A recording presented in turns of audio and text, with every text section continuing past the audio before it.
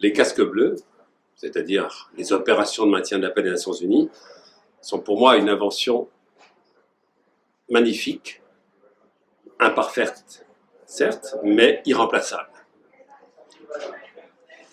J'ai eu l'honneur de diriger les casques bleus, d'être chargé des opérations de maintien de la paix aux Nations Unies, sous l'autorité du secrétaire général, M. Ban Ki-moon.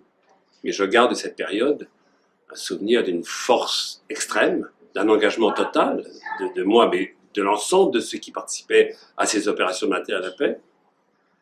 Et je disais magnifique, magnifique, parce que il s'agit de soldats qui viennent, par définition, s'interposer, réduire l'impact des guerres et en gros aider à contribuer à la paix et à une paix durable, au lieu de soldats qui vont conquérir un territoire ou chercher des matières premières. Magnifique aussi parce que ce sont des soldats volontaires, ce sont les pays qui volontairement proposent leurs soldats aux Nations Unies pour remplir ces fonctions à la demande du Conseil de sécurité. Et puis magnifique aussi parce qu'il y a eu beaucoup de succès, il y a eu plus de 80 opérations de maintien de la paix qui ont été décidées par le Conseil de sécurité depuis l'origine, depuis 1948, et plus de 65 ont été fermées, et il en reste une quinzaine aujourd'hui, un peu moins d'une quinzaine. Et donc, si elles ont été fermées, la plupart d'entre elles, pas toutes, mais la plupart d'entre elles l'ont été fermées sur un succès. Elles ont très largement contribué à la paix. On peut citer beaucoup d'exemples. Je pense au Cambodge, au Sierra Leone, au Libéria, à Haïti, en Côte d'Ivoire et beaucoup d'autres endroits. Et je note aujourd'hui, celles qui ne sont pas fermées.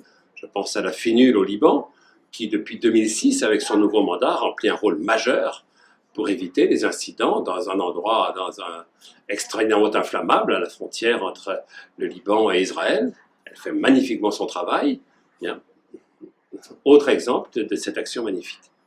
Alors on sait bien que ces opérations sont souvent critiquées pour leur caractère imparfait, on l'entend souvent, et c'est vrai que le pire a été la période 1993-1995 avec 3 tragédies, le Rwanda, Srebrenica et la Somalie, que les Nations Unies, la communauté internationale et donc les casques bleus n'ont pas pu empêcher. C'était la plupart des cas, dans la plupart du temps, pas la faute des casques bleus, c'était plutôt des décisions de la communauté internationale, mais en tout cas 3 tragédies auxquelles les casques bleus ont été mêlés et n'ont pas réussi à empêcher.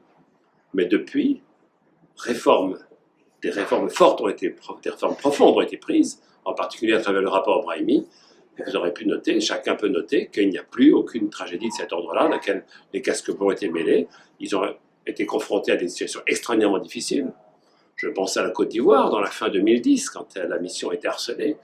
Je pense à beaucoup d'autres cas, l'Est du Congo, la République démocratique du Congo, mais à chaque fois, les casques bleus font face. C'est vrai aussi qu'ils sont critiqués parce qu'il y a ici ou là, il est arrivé qu'il y ait une brebis galeuse qui a un mauvais comportement. C'est arrivé, c'est vrai, mais c'est quelques unités par rapport à 120 000 hommes. Et comme j'allais dire, dans chaque armée du monde ou dans chaque organisation, il y a toujours une ou deux brebis galeuses. Mais plus de 99% des casques bleus ont un comportement magnifique, volontaire, conforme aux valeurs des Nations Unies. Enfin, c'est pour moi un outil, alors certes encore imparfait, puisqu'on ne peut pas réduire on n'est pas capable de réduire la totalité de l'impact des guerres, y compris aujourd'hui dans l'Est du Congo, mais on réduit énormément l'impact de ces guerres, ces casques bleus. Et enfin, c'est pour moi quand même c'est également un outil irremplaçable, puisque qui d'autre que les casques bleus oserait aller dans des endroits aussi difficiles, compliqués, je le disais, la République démocratique du Congo, ou Haïti, ou au Darfour, ou au Sud-Soudan, ou au Cachemire. Quelles autres armées accepteraient de s'interposer? Il n'y en a pas, il n'y a pas de volontaires, très sérieusement. On voit ce que fait le travail de la MINUSMA aujourd'hui au Mali, qui prend des risques tous les jours, près de centaines de morts dans cette seule opération.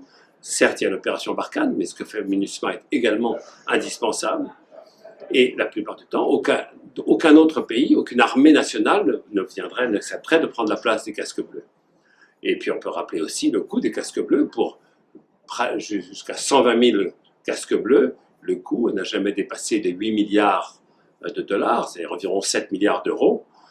Là où Par exemple, pour un seul pays, l'Afghanistan, les États-Unis ont dépensé plus de 110 milliards de dollars par an pour un seul pays. Et là, pour 15 opérations, 120 000 hommes, ça n'a jamais dépassé 8 milliards de dollars. C'est important, mais c'est une contribution essentielle à la paix dans le monde et à la réduction du nombre de morts dans les conflits. Voilà, donc c'est pour moi, je le répète, un outil magnifique, imparfait et irremplaçable. Et donc je souhaite longue vie au casque bleu. Je remercie encore une fois tous ceux qui ont servi sous cette belle bannière du drapeau des Nations Unies, des casques bleus. Ils ont fait leur devoir dans des conditions toujours très difficiles. Mais en tout cas, je les remercie et longue vie au casque bleu.